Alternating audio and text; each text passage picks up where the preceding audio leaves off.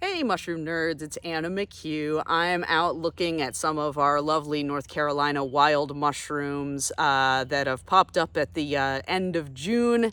After a big rainstorm, we've had sort of a dry spell, but I've found a really wonderful collection of a species that I love to find just because it's so funky and fun looking. This is Galiella rufa.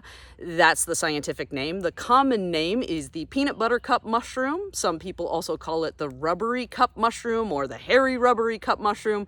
I've always called it the peanut butter cup mushroom, and I also really love the scientific name Galiella rufa. It's just so, elegant and rolls off of the tongue. And I honestly, even though, at first glance this might be sort of a goofy looking mushroom, I really think it has sort of elegance to it in terms of its different macroscopic features. So it's really distinctive. It is a wood decomposer. So you can see I've got a couple of different collections here. Here are some smaller ones. So they grow in these little clusters on downed deciduous wood, and you'll find them in warmer temperatures, throughout sort of the spring and summer. I sometimes see them into the fall. So they have, relative to other wild mushrooms in North Carolina, fairly long season in which to observe them, which is a delight.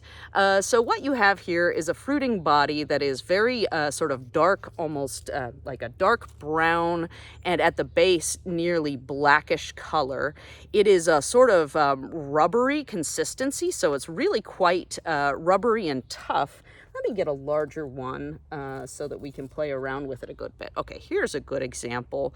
And so, what you have here, you can see on the outer surface, it's sort of a really dark brown, and it's almost a little on the soft or felty side. There are descriptions that have, describe them as being very hairy. Usually the, peanut butter cups that I find in North Carolina aren't quite as hairy as much as almost felty. But I think that's really a matter of me finding them when they're fresher and a little more wet. But it is sort of a nice, soft, sort of, quasi-furry feel on the outside. You have a really rudimentary sort of stem-like structure that attaches to the wood, and it's very, very dark in color. A lot of times you'll find mushrooms that are highly colorful, and then at the base you'll have like a big spray of white mycelium, which is here, let me show you some mycelium in case you haven't looked at much of it before. So these sort of fine strands of material, that is fungus, that is mycelium. And so a lot of mushrooms, they can be highly colorful or dark, but then you'll see a bunch of white mycelium around the base, and that is not the case with our Galiella rufa. So the other features, here, let me show you one that really looks like a peanut butter cup. So when they get mature, you will see the inside. This is the fertile area. So this is where spores mature, and we're going to play with that in a second. But basically, this is a cup fungus in the order Pezizales. So there's a lot of cup fungi, and they have these little microscopic flasks sort of on their fertile surfaces, and inside of those flasks you get these teeny tiny little spores. And when the mushroom sort of opens up to this nice almost like it looks like a light leathery color almost, or and it's kind of soft in the same way, like almost a little bit matte as opposed to smooth. So once the mushroom matures, then the spores will go poofing everywhere. And then additionally, let's see, here's one that has a really good example. Another thing that is distinctive for this species, so you have your little cup, you have sort of this brownish color. It can be more on the red side, but also you have these sort of little ruffles around the outer perimeter that are this sort of lighter color. And so you have the dark brown with this little ruffle on the outside, which makes them really fun to photograph. They kind of look not like eyelashes. There is actually a beautiful little scarlet cup fungus that has black eyelashes around the edges, but it has a sort of similar vibe to it. So the Latin, or Actually, let me talk about names for a second. This is fun. Okay, so this is Galiella rufa, as I have said like 5 different times, and that is not best called a Latin name so much as called a scientific name. And the reason for that is that, the names of organisms, especially mushrooms, the roots of those words are not necessarily Latin. In the case of Galiella rufa, what we have is sort of it's not a portmanteau because it's 2 words, but anyway, so Galiella, the name of the genus, is actually in reference to a French woman mycologist named, Marcel Lycogala, I believe, and my French is non-existent, not like rudimentary, not like, oh, I like to listen to it and I know, anyway, 0 French. But at any rate, Galiella is the genus that was named after her, and she was, an expert in these little rubbery chubby dudes. And the species epithet, so you have the genus name, Galiella, and then species epithet is the very specific, species that it is, rufa, is a Latin root, and that means rusty. And so, some of the collections of this mushroom, I almost grabbed a millipede. Poor guy. Sorry. Go about your business. Sometimes these interior surfaces are more of a rusty brown color. And, sometimes they're described as orangey, but almost always when I find them in North Carolina, they're like a nice dark brown with sort of a light leathery color on the inside. But that's how you get the name Galiella rufa. You wouldn't necessarily, you couldn't learn a whole bunch of Latin and come up with the name Galiella in your mind. So sometimes to call a name a Latin name may be deceptive. I also think that it occasionally is more intimidating than saying scientific name, because scientific names, we source the names of things from absolutely everywhere, and it can be ludicrous. So we have, Spongiforma squarepantsii, which is this, beautiful little sponge-type mushroom. And obviously squarepantsii is not derived from Latin or Greek or any fancy classical language. So I call them scientific names, and that just gives a level of, I think it's a level of granularity that is specific and correct, but also it pulls some of the teeth out of learning some of these words, because Latin is, associated with musty books and very pompous professors.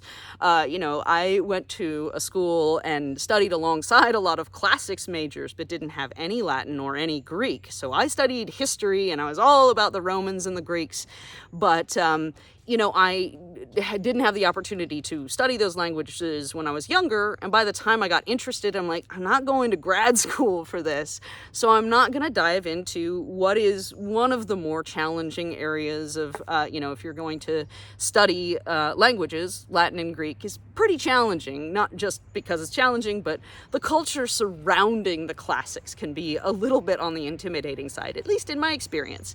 And so when people are, learning about mushrooms for the first time, I'm like, they're scientific names. They could be, you have a scientific name, you have a common name, use whatever you need to get to an identification you're comfortable with. I'm waving this little slime mold around at you for a reason, but I will return to that reason in a second, because I want to actually do one more thing with my Galiella rufa. So to my point about the words meaning things and associations, I go with any kind of associations that I can build in my mind. So even though the word rufa is associated with rusty or red, and that's a Latin root, I think of Galiella rufa and I think of these little ruffles on the outside of the fruiting body, and that helps encode it for me. So there are all kinds of strategies, all kinds of origins of these names, and the main thing is to not be intimidated by them, to not worry about forgetting them, to not worry about misspelling them or mispronouncing them. It's all about communication and a better relationship with nature. I don't want to get deep. That's not my purpose here today. Now I'm going to do the thing that is kind of a, this mushroom, I don't know if I've talked with anybody directly about their experience eating it. It's possible, but I don't have any specific recollection of that. But anyway, it is considered inedible in most of our field guides, and largely that's because it is kind of a weird texture on the inside. So let's go ahead and do some dissecting for you. So it's called rubbery cup for a reason. I'm gonna open this one up because this is a really nice specimen, and you can see it just slices right open. It's very soft, and it's this very, gelatinous interior that's kind of a dark brownish gray. And, it's not super wet, but it's wet and slippery enough that a lot of people find even the prospect of preparing this and trying to, boil it or fry it, just not something that they're terribly interested in. And I think that is, again, a texture thing because this is popular in other places in the world, and it's not like it has a different texture. It's just the palates and the culinary traditions of different places allow for a little more sliminess than Americans do. So anyway, if you open them up, they're really distinctive on the inside, and it's very fun to pull them apart. They have this kind of wiggly, jiggly, brown felty goodness about them, and a little bit of residual stickiness, but whatever. It's mushroom hunting. Okay, so I was going to also talk to you about a slime mold. So this is a Lycogala species. The most commonly, recognized species in the Lycogala genus is Lycogala epidendrum.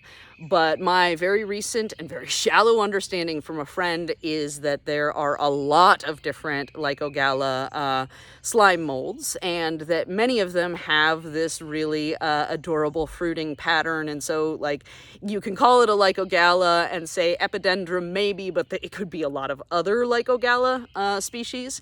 And so, this is one of those mushrooms that it is not a mushroom at all. Okay, slime molds. They're not fungi.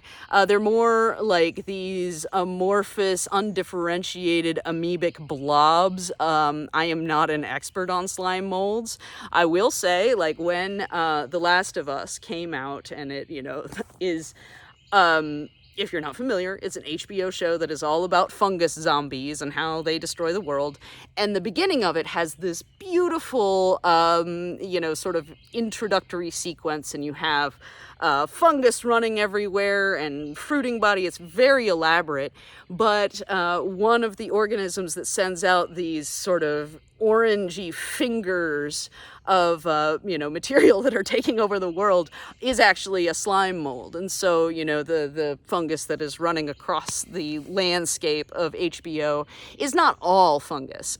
So they're more, again, like an undifferentiated amoebic blob. Maxomycetes, I think, is how you pronounce the sort of overall name for them. But Lycogala, what you have is a mushroom, or I keep saying that, a thing, little blobs that grow on decomposing wood, and usually wood that is fairly well decomposed. Like every time I collect Lycogala, I can usually just pluck it right off of whatever decomposing matter it's on. I don't have to use my knife. I don't have to do any prying.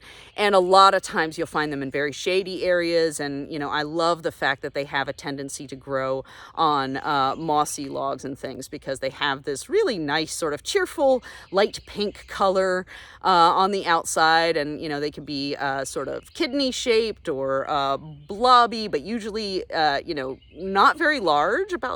You can see relative to the size of my finger.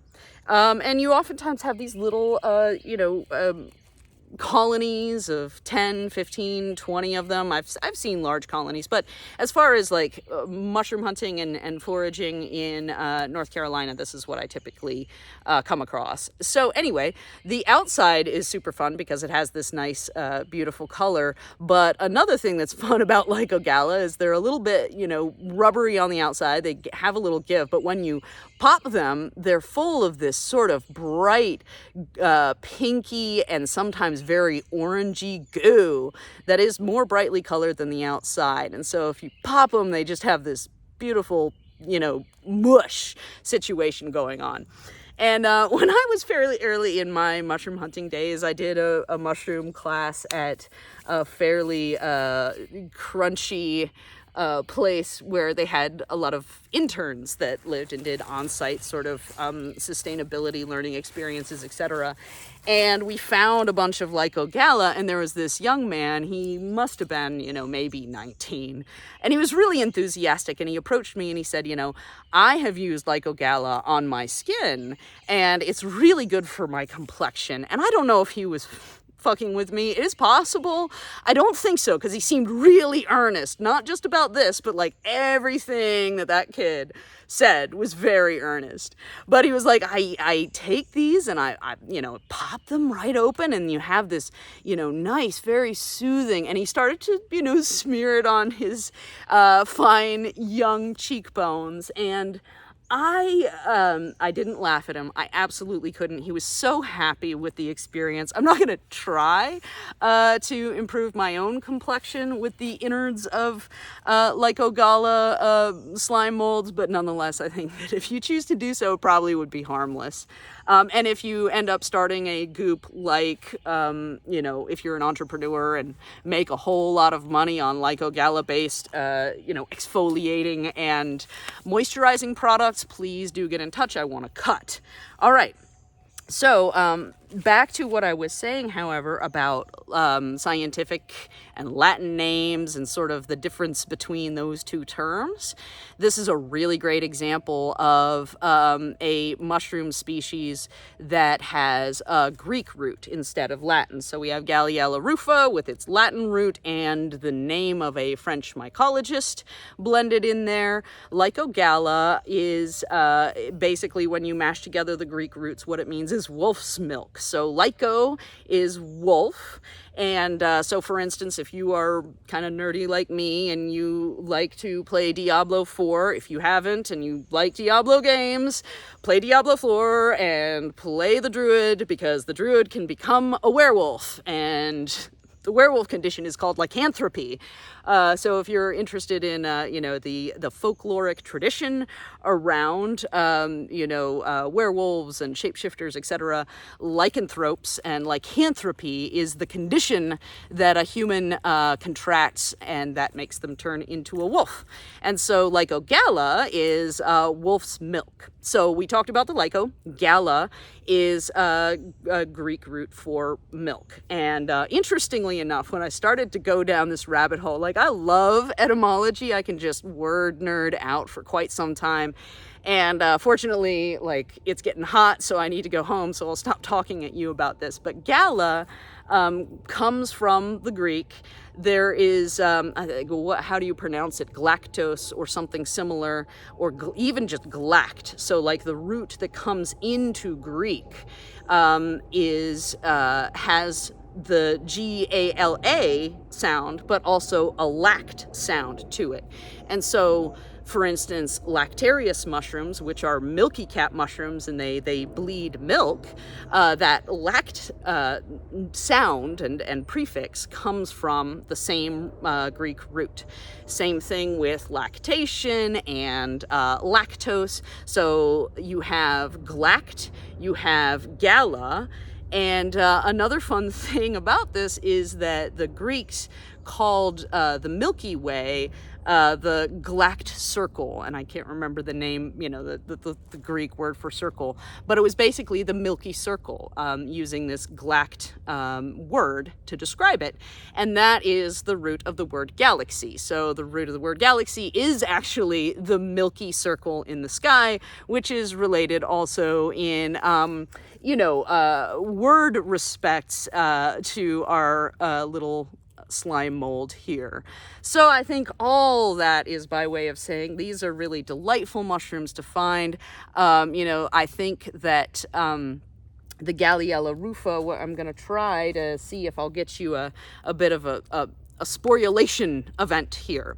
So before I conclude, I was talking about these being Pezizales, that's the order that they're in, and then the phylum that they're in. So either fungal kingdom, phylum is Ascomycetes, and those are the mushrooms that have little flask-shaped dealies, and that's where their spores form. So when you basically blow over the top of this, we hopefully will see some of the spores emerge for us. But let's see.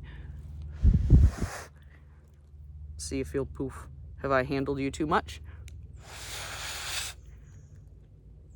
Oh, nuts, not that one. Okay, let's try one or two more.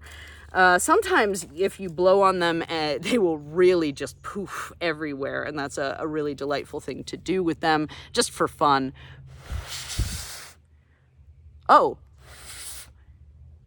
and I got a little bit of it on the first try, and then promptly, let's try these guys. They're pretty immature. That's another thing I love, is when they're immature. They're these just kind of little goblets with a little bit of this, brown sort of center, the hymeneum, the fertile surface visible. But let's see if this one will do it. And if not, I'm gonna cut it off.